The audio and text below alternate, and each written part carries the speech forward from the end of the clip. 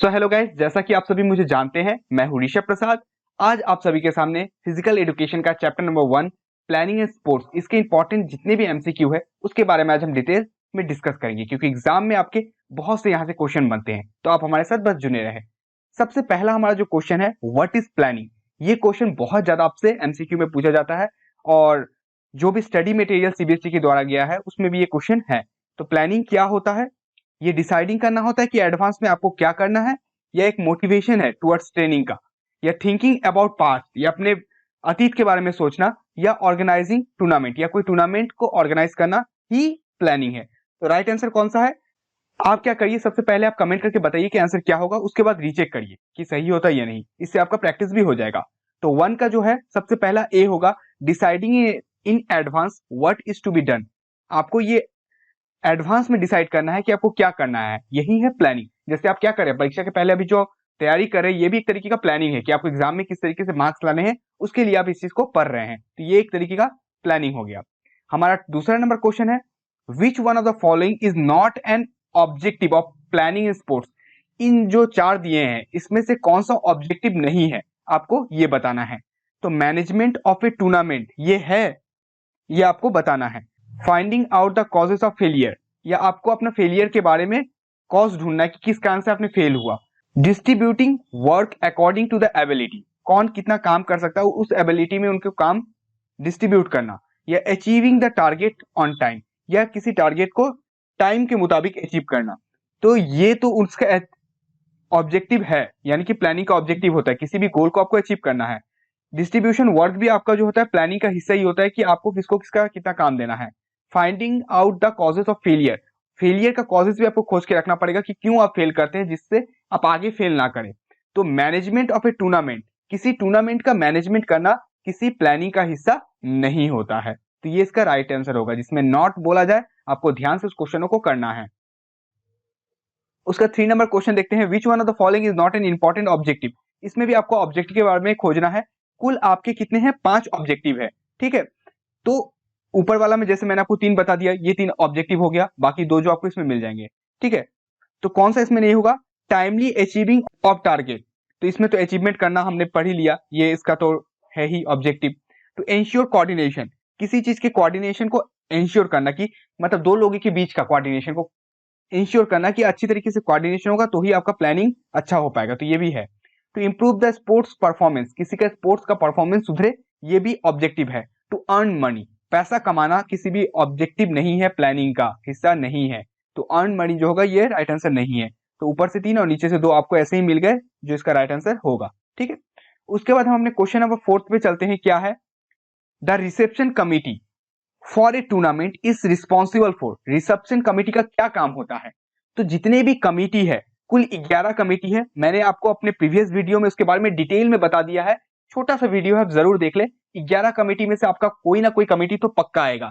मैं डिस्क्रिप्शन में भी लिंक दे दिया हूं, आप जरूर उस कमेटी के बारे में देख ले, ठीक है। तो रिसेप्शन कमेटी का काम क्या काम होता है? क्या वो वेलकम करने का काम होता है पार्टिसिपेंट का, या अरेंजमेंट एकोमोडेशन या खाने पीने का काम देखने का काम करते हैं, या उनका रहने के लिए, या proper upkeep of the venue, या वेन्यू के बारे में अच्छी तरीके से उसका चेक करना, ये काम होता है।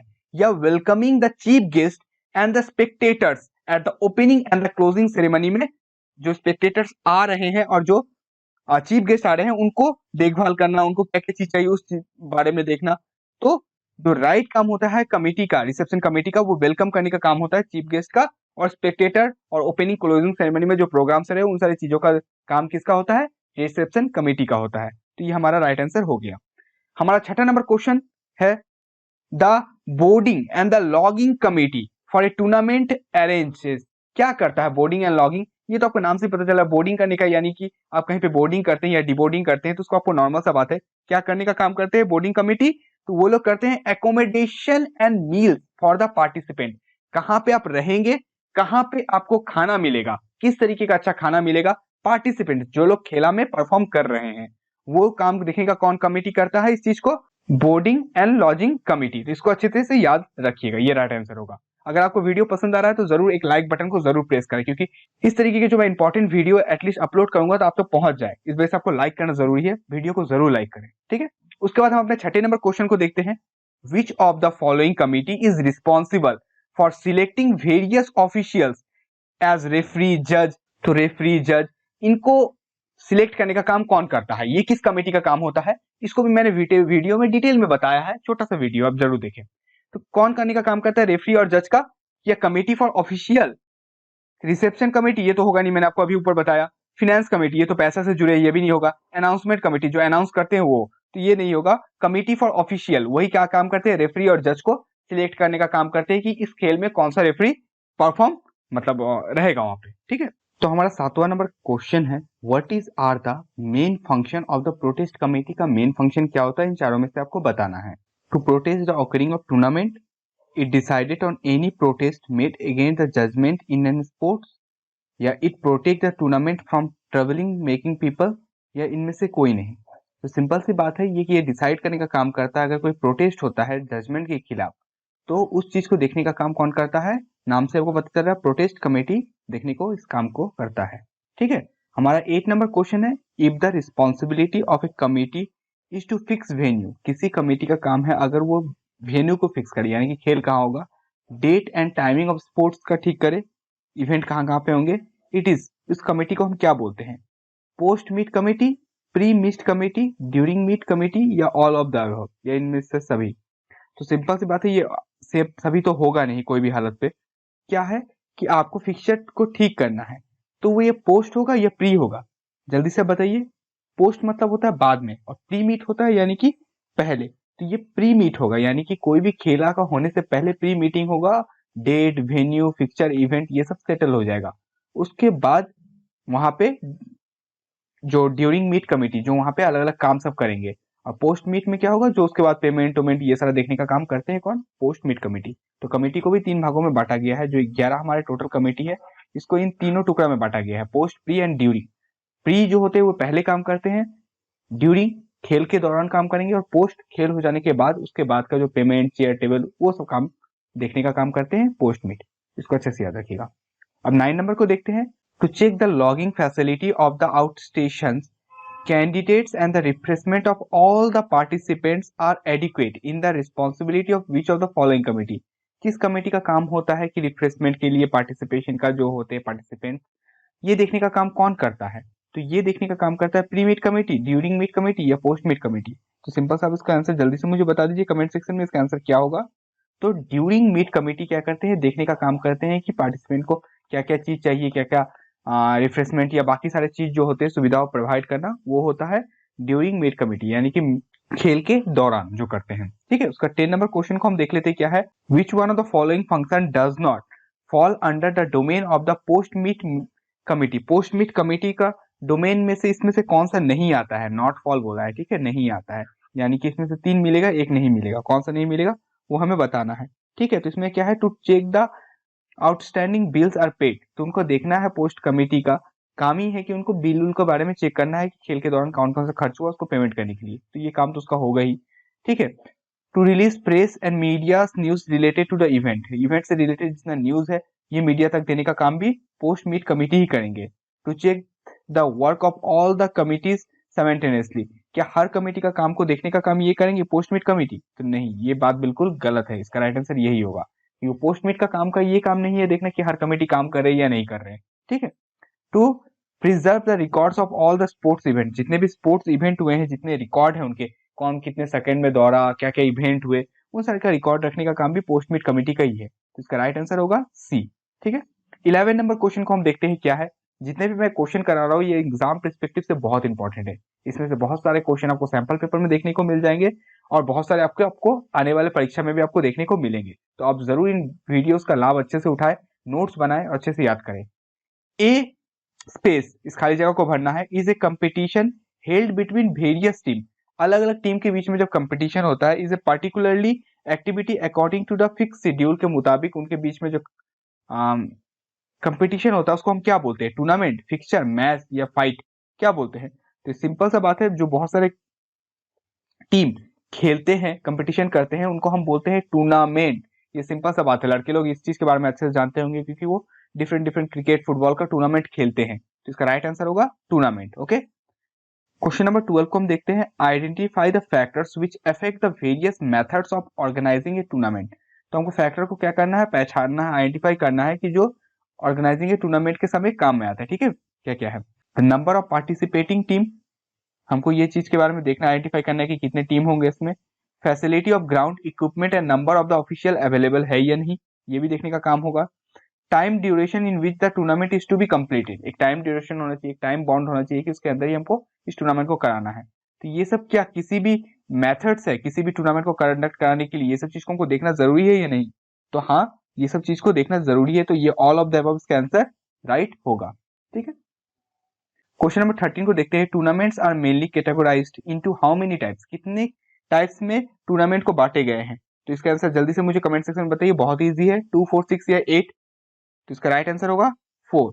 4 कैटेगरीज में टूर्नामेंट को बांटे गए हैं। क्या क्या है इसको बाद में मैं डिटेल में आपको बता दूंगा। In which type of tournament a team once defeated get eliminated from the tournament, ऐसा कौन सा चीज है जिसमें एक टीम अगर हार जाता है तो उसको बाहर निकालना पड़ता है, यानी कि खेल छोड़ के बाहर जाना पड़ता है, तो उस टाइप के टूर्नामेंट को क्या बोलते हैं? League tournament, knockout tournament, challenge tournament या राउंड रॉबिन टूर्नामेंट, क्या बोलते हैं? जल्दी से बताइए मुझे।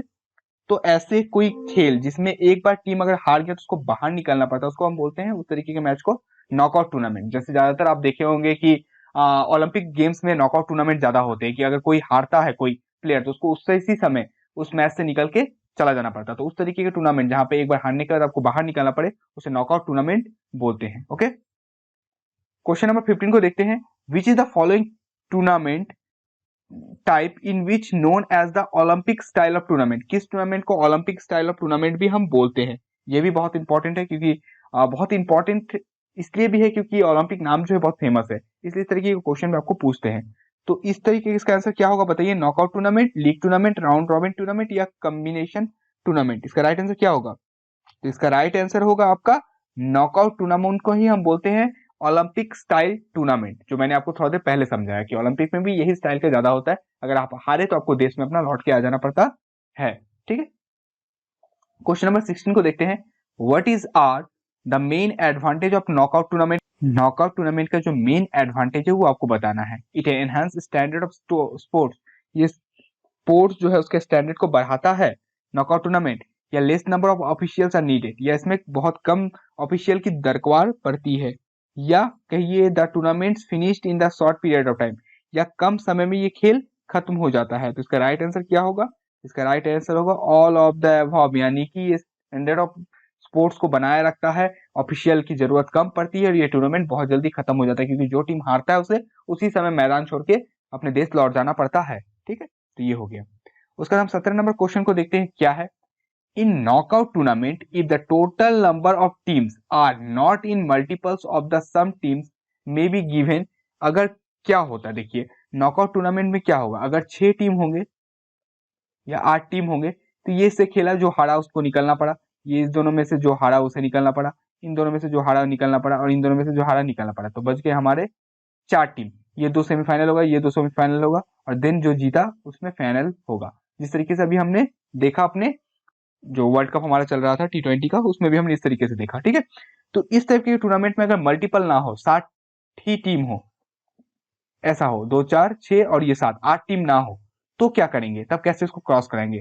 तो उस समय क्या किया जाता है? किसी को एलिमिनेशन करके निकाल दिया जाता है, सीडिंग किया जाता है, बाय किया जाता है या वाइट कार्ड दिया जाता है। तो इसमें क्या किया जाता है? इसमें किया जाता है आपका option number C, bye. Bye दे दिया जाता है। बाय दिया जाता है मतलब किसी एक टीम को प्रिविलेज दिया जाता है, जो नंबर 1 पे रहेगा उसको किसी के साथ खेलने की जरूरत नहीं है, जिसके पास पॉइंट ज्यादा है, रन रेट ज्यादा है, वो डायरेक्टली आगे वाले लेवल पे चला जाएगा without competing with the other team. Okay, तो ये हुआ प्रिविलेज। हर टीम को सोचिए रैंडमली एक दूसरे के साथ खेलना था, तो एक टीम जिसका पॉइंट्स आगे रहेगा उसको लास्ट में ऐसा होगा कि किसी टीम के साथ नहीं खेलना है, उसको ये बाय दे दिया जाएगा, यानी प्रिविलेज दे दिया जाएगा, वो ऑटोमेटिकली नेक्स्ट राउंड में एलिमिनेट सेलेक्ट होके चला जाएगा। ओके, तो ये होता है बाय, इसको याद रखिएगा। League tournament is also known as, league tournament को क्या कहा जाता है? ये भी बहुत इंपॉर्टेंट है। इसको कहा जाता है राउंड रॉबिन, लीग को ही कहा जाता है राउंड रॉबिन टूर्नामेंट। ये सब अलग अलग नाम है, जैसे हमने अभी देख लिया नॉकआउट को हम ओलंपिक टाइप ऑफ टूर्नामेंट भी बोलते हैं, उस तरीके से लीग टूर्नामेंट को हम राउंड रॉबिन भी बोलते हैं, तो इसको अच्छे से याद रखिएगा। ओके, क्वेश्चन नंबर 19 को देखते हैं, क्या है? What is the most important feature of league tournament? का मोस्ट इंपॉर्टेंट फीचर आपको बताना है। तो क्या है, गुड टीम्स कैन एलिमिनेटेड, क्या अच्छे टीम एलिमिनेट होकर बाहर निकल जाते हैं। Contestants meets all the contestant in turn, तो क्या होता है, जितने कंटेस्टेंट रहते हुए अपने अलग कंटेस्टेंट से मिलते हैं, किसमें, लीग में। या weak teams have the less chances to entering into the tournament, या लेस, जो कमजोर टीम होते हैं उसको बहुत कम चांसेस मिलता है कि वो आगे बढ़ेंगे, या इनमें से सभी। तो इसका राइट आंसर होगा कंटेस्टेंट। जो लीग टूर्नामेंट होता है, हर कंटेस्टेंट एक दूसरे के साथ मिलता है। जैसे कि आप आईपीएल देख लीजिए, एक लीग टूर्नामेंट है, हर टीम एक अपने दूसरे टीम के साथ एक या दो बार करके ऐसा खेलते हैं। तो ये क्या हो गया, लीग टूर्नामेंट। उनको चांस मिलता है और जो इसमें अच्छा परफॉर्म करता है वही सेमीफाइनल्स और फाइनल्स में जाते हैं। तो इस तरीके का लीग हो गया जिसमें हर एक टीम दूसरे टीम कंटेस्टेंट दूसरे कंटेस्टेंट के साथ मिलेंगे। ये इसका राइट आंसर हुआ। तो इसका बी कर लीजिए आप टिक। ओके, आपको कैसा लग रहा है आप कमेंट सेक्शन में जरूर बताएं, क्योंकि मैंने बहुत कॉम्पैक्ट और बहुत मेहनत से आपके लिए वीडियो लाया है। अगर आपको पसंद आ रहा है तो बताएं, और भी हम अच्छे अच्छे चीज आपके लिए करते रहेंगे। क्वेश्चन नंबर 20 को देख लेते हैं, क्या है, there are type of league tournament, कितने तरीके के लीग टूर्नामेंट होते हैं आपको बताना होगा, 2, 3, 4 या 5। तो इसका आंसर मैं आपको बता देता हूं, अगर आपको पता है तो आप कमेंट सेक्शन में जल्द से मुझे बताइए, उसके बाद देखिए कि सही है या गलत। अगर गलती हो तो कोई दिक्कत नहीं है, एटलीस्ट ट्राई तो करिए, ट्राई करने में क्या जाता है। ठीक है, तो इसका राइट आंसर होगा 2। There are 2 type of league tournament होते हैं। ठीक है, इसमें जो 2 होते हैं, ये 2 क्या क्या तरीके के होते हैं आपको कमेंट सेक्शन में मुझे बताना है कि 2 तरीके के लीग टूर्नामेंट क्या होते हैं। ये आपके लिए होमवर्क रहा, आपको नेट से चेक करना है, बुक से चेक करना है, कहीं से भी करिए, बट मुझे कमेंट सेक्शन में इसके नाम लिख के बताइए। मैं अगले वीडियो में जरूर इसका आपको आंसर दे दूंगा। ठीक है, आज के लिए हम सिर्फ 20 क्वेश्चन करेंगे, बहुत सारे क्वेश्चन इसमें और भी है, लगभग 40 से भी ज्यादा क्वेश्चन है जो मैं आपको करवाऊंगा, बट एक वीडियो में अगर कराऊं तो बहुत बड़ा हो जाएगा और आप बच्चे थोड़ा बोर भी हो सकते हैं। तो 20 क्वेश्चन ही आज करेंगे, मैं अपने अगले वीडियोस में बाकी के क्वेश्चनों को सॉल्व करा दूंगा। तो आप जरूर हमारे साथ बने रहें और इसी तरीके के वीडियो का लाभ उठाते रहेंगे। मिलेंगे आपसे अपने अगले वीडियो में, तब तक के लिए स्वस्थ रहें, मस्त रहें और मुस्कुराते तो जरूर रहें। जय हिंद, जय भारत।